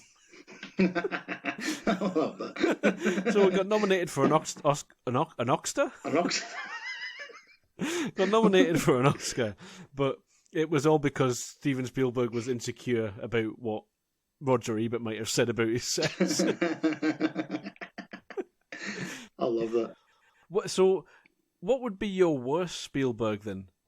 If you're looking through the list, I'm trying to look at a list now because I didn't really plan for this. But there's only one Spielberg film that when I went to watch it, like Catch Me If You Can, I kind of struggled to watch it the first time I tried, but I got there eventually, and I liked it. But there's one film of his that I've never finished watching. The ones I've watched, right? That's The Terminal. All right. See, I gave up on a lot of people say that. Oh yeah, I really liked The Terminal. Really enjoyed it. I'm probably going to have to give it another shot, but I don't know what it was. I literally only got about maybe 20 minutes in. Right. Half an hour. Based on a guy that you can actually, I don't know when it came out, you could actually go and find him. Still at the airport, still stuck there. I wasn't a huge fan of AI, but I'd need to rewatch that to figure out whether it's better or worse than Hook, I think.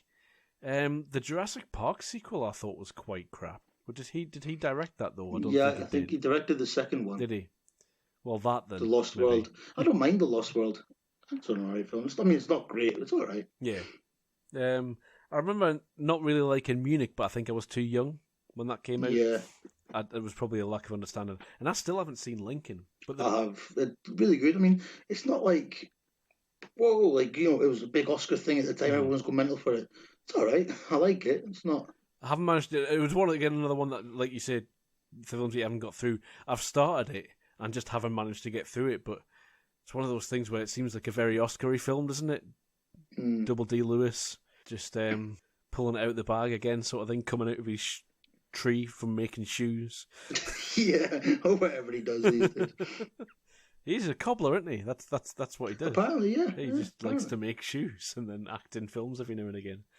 What a life. I'd love to do that.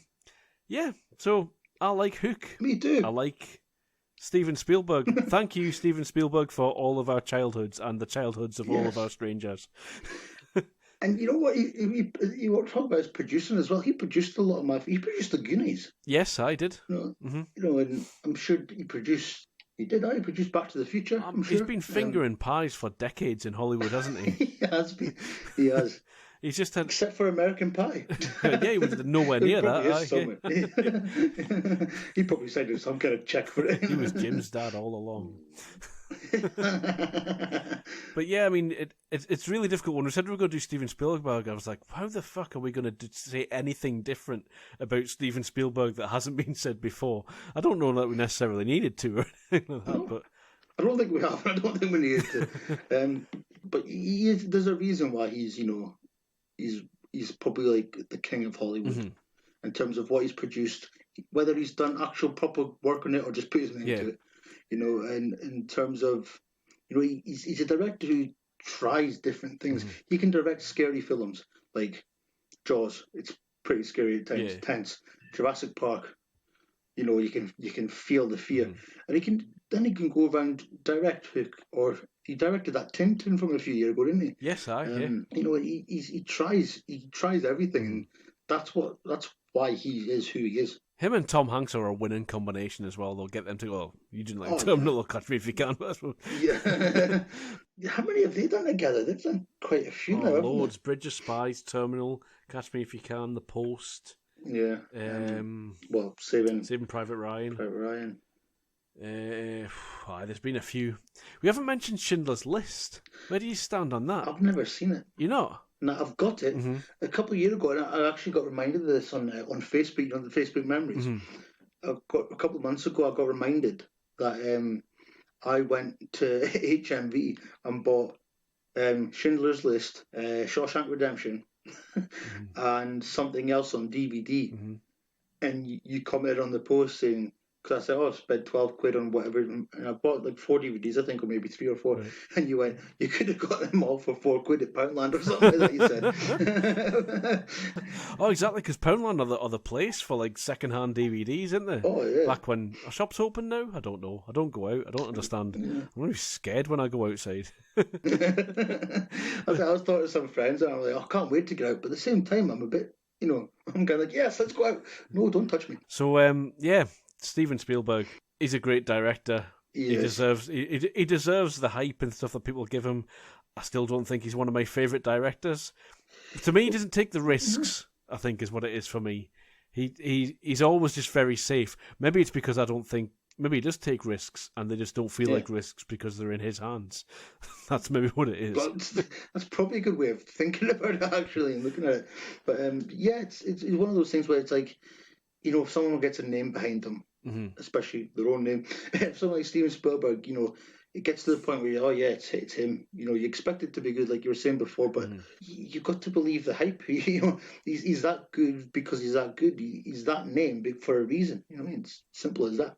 Whether it's a hook or whether it's a Jaws. Exactly. Thank you, everyone, for listening. If you got this far, you've sat through a lot of us waffling on, so thank you again very much for that. And if you haven't listened this far, fuck you. Come on, Sean. Fuck you. Fuck you. Sorry. You can edit that in, can't you? Okay. But yes, please share this around. Tell all your friends. Tell all your enemies. What to do is if you get like a random friend request from some sort of bot on Facebook in the next couple of weeks, send them a link to your favourite podcast of ours. That's all we ask you to do. Like, don't send it to anyone that you actually care about or know or anything like that. But just anything like that. Next time you get a match on Tinder, just send them a link to this podcast. It's a conversation starter, if nothing else, and be like, even if these guys are terrible. Even if it's negative, you can come together in love through your hatred of us. And we then want to be invited to your wedding where we will do a live 3-hour podcast about whatever films you want us to do. So tell us. The firstborn kids have to be called Sean and Billy in whatever order they're born, in whatever order you want them. But you can spell Sean or Billy however you want, because there are multiple different ways. And good thing, Billy's unisex, and you can add a Y to Sean and make that. Yeah. So you can add a Y to Billy as well. Wherever you like. Just extra syllables.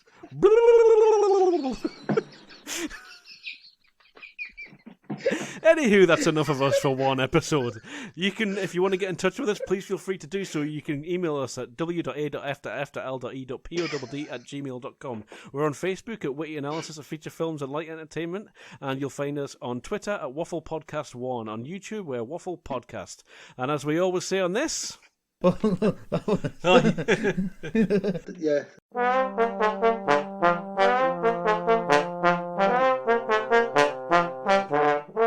Goodbye. I call bullshit on that.